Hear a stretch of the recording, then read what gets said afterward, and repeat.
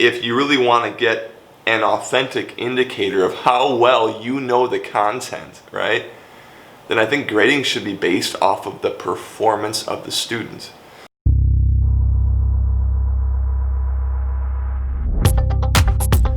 And I think that we can all agree when we say that we want students to leave a high school with real skills, being able to do things. We want them to know stuff so that they can do stuff, so that they can either be, a contributing member of the workforce or go off into further education and advance their skills so that they could be of use somewhere else, right?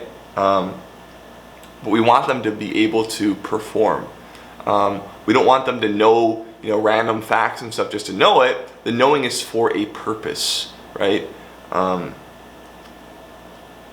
So I want to make an analogy here. A sports practice is to a sports game as homework is to an assessment, right? Homework is just the practice. It's the training ground for the big show that is the assessment, whether the assessment is a test or a paper or a project or a presentation or a dance or a debate or a play or whatever, right? There's some sort of demonstration of what you know. And I think that when we put points in the grade book for a student's homework, we are hiding their true learning. We're hiding their true performance, right? Because now the performance is skewed by points we're giving to something else. So I think teachers put points in the grade book for homework for a couple of reasons. I'm just going to rattle them off. Every other teacher is doing it. We want to show to the kids or the chair of our department or our administrators or the parents that we're doing something in class. Oh, look, here's what I have to show, right? I'm not just twiddling my thumbs. We're actually doing something. We might do it to help keep kids accountable, to keep them, keep reading the book, keep, engaging with the material, right? And lastly, we might do it to kind of avoid pushback if, because it might help kids' grades out. They might get higher grades if we grade homework, which is really like easy points, right? And you often hear teachers say, oh, this is easy points. So those are 4 reasons why teachers might be putting points in the grade book for homework, all right? I just want to make a couple quick comments about this and then we'll end this video. When people say, it's a good idea to hold kids accountable for stuff, right? Because they're learning and they don't know how to do that, right? But when I'm putting points in the grade book for students making attempts on homework, it's not my job as a teacher to hold the kid accountable. Their parent or their guardian can do that, right?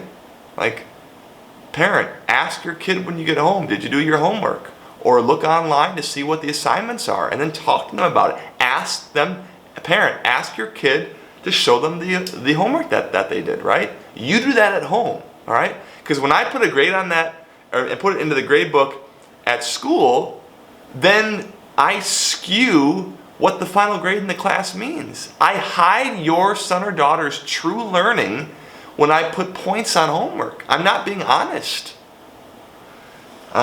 So the accountability should happen at home or with the counselor or with your friend or whoever. I don't know, but it's not the teacher's responsibility. Second, when we talk about padding a student's grade, I don't know in the objectives for like 12th grade history or 12th grade psychology or economics or something. In those classes, where is the learning objective that says holding kids accountable? Or student can turn in weekly work, or student can give attempt at weekly work. Where is that in the learning objectives for that course or that unit? It's probably not there. So we're giving points to something that's not even in the course objectives. Again, we're hiding student performance with other fluff stuff. So those are the two big points that I want to make about why I think putting points in the gradebook for homework is a bad idea.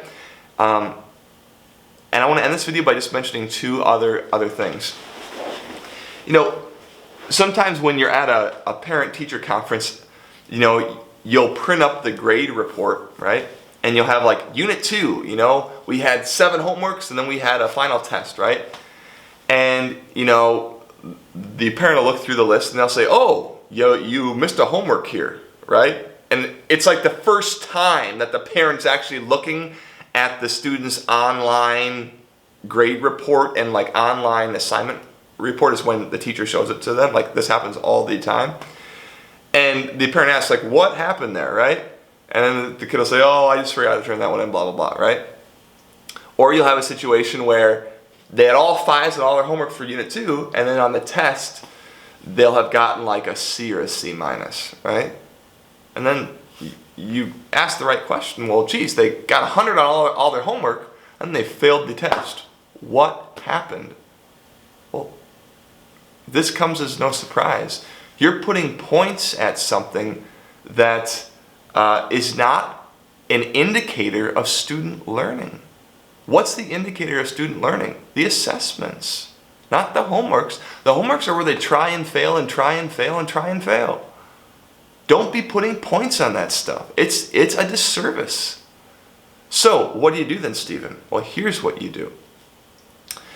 On each unit that you have, you say, okay, class, this unit's on, you know, we're going to talk about trees in this unit, all right, or something, I don't know. And you give every student in the class the choice of whether they want to do the homework for that unit or not. So say one kid in your class is like, you know, he's the son of 2 arborists or something, or an arborist and a botanist, and this guy just knows trees and loves trees, right? Well, he shouldn't do the homework for that unit because maybe in the pretest he like knows it all or something. Fine, okay? Don't do the homework. Don't waste your time. I don't want to disrespect you as a student, and you know, don't humor me as a teacher. Go like, you know, work on your economics class or your dance class or your computer programming class or whatever, right? But don't do the homework if you already know this stuff. So this kid and his parents, they signed some little thing that says, you know, for Unit 3, John is opting out of the homework. Great, that's fine. Doesn't have to do any of it. Then he comes to take the test, and let's say he gets a B. Fine. Then we move on to the next unit. Let's say he gets a D. Does he get to retake that test? No, sir. He chose not to go to practice, so he doesn't get a second attempt at the game. However, let's say Susie says, oh, I don't know this stuff too well. So she decides for that unit, she's going to do her homework. Fine. If she turns in all her homework for that unit and gives an authentic attempt, or, you know, like it's not just BS, like she really tries it, and even if it's wrong, that's fine. It doesn't matter, right? Then let's say she bombs the test. Well, because she went to practice, aka did her homework, she can get a retake on the test. So it takes the pressure off. The homework is like an insurance policy, all right? The homework doesn't mean anything for the final grade in the class. It's her ticket to allow her to do a second assessment. And remember, we're assessing skills here. So it's not like I'm giving her back the exact same test. I'm assessing the same skills. And now at the end of the semester, when she gets her final grade, that's a much more accurate indicator of whether she knows those courses' learning objectives or not. Because I didn't pad it. It's honest. Now, if you go and start doing that and no one else is doing that, whew, good luck. You're going to have lower averages in your class because people are padding grades. All right. I hope that in that monologue that I just gave there, you maybe took a couple nuggets.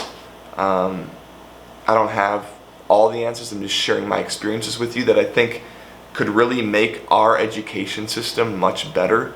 You know, we're like, USA is like the world's richest, well-to-do country, and you know, on some of our, you know, national testing compared to other countries, you know, we're far from number one. It's because I think a lot of all this other, there's a lot of other stuff that's going into student grades that's not helping the students, and it's showing up in the assessments, right? Because you can't hide there, right?